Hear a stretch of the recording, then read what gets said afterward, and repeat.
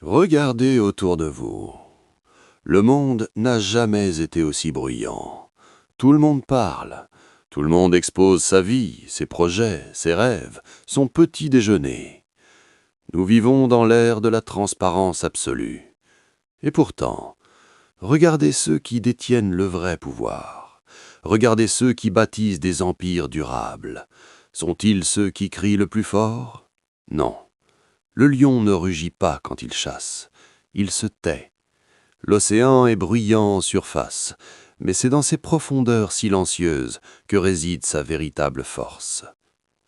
Aujourd'hui, nous allons ouvrir un dossier que la société moderne tente de vous faire oublier. Nous allons voir pourquoi votre besoin de parler est en réalité votre plus grande faiblesse.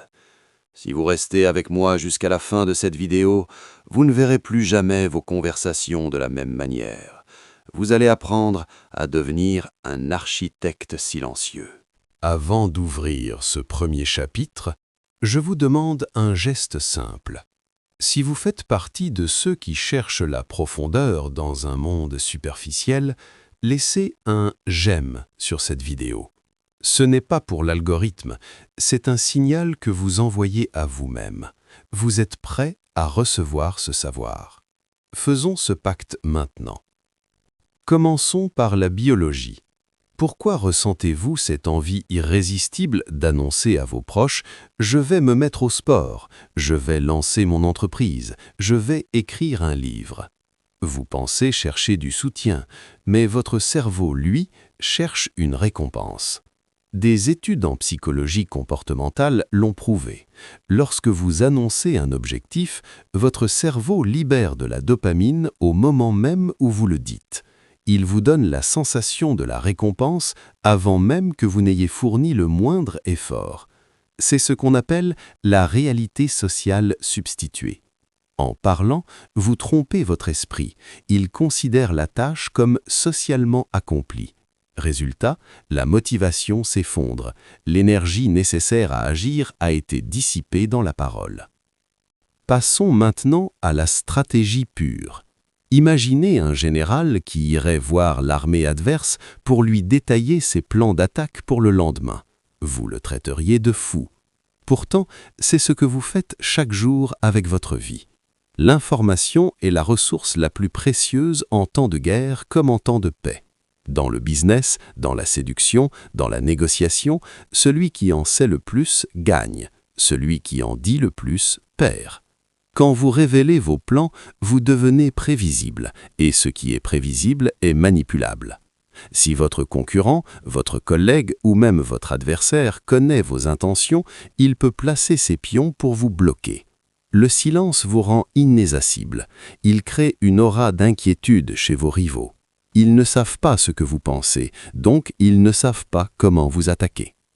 Faites une pause un instant. Soyez honnête avec vous-même. Combien de fois avez-vous regretté d'avoir trop parlé? Combien de projets ont échoué parce que vous les aviez exposés trop tôt à la lumière? Je veux que vous l'écriviez en commentaire.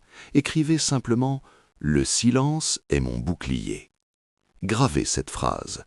En l'écrivant, vous prenez conscience de toutes ces fois où votre langue a trahi vos ambitions. Il existe une dimension plus sombre, presque métaphysique.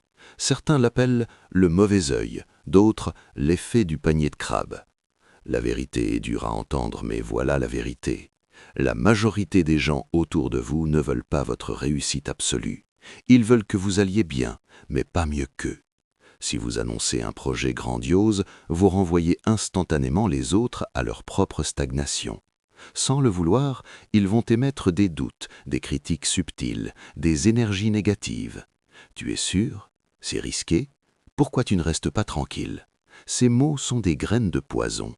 Si vous les écoutez trop tôt, ils germeront dans votre esprit et tueront votre confiance. Le silence protège la graine jusqu'à ce qu'elle devienne un arbre assez fort pour résister à la tempête. Ne laissez personne toucher à vos rêves avec leurs mains sales de doute. Alors, comment appliquer cela concrètement? Voici les 4 lois du silence de l'héritage mental. Loi numéro 1. Ne révélez jamais vos revenus. L'argent change la perception des gens. Si vous gagnez peu, on vous méprise. Si vous gagnez beaucoup, on vous envie ou on vous sollicite. Laissez les gens deviner. Loi numéro 2.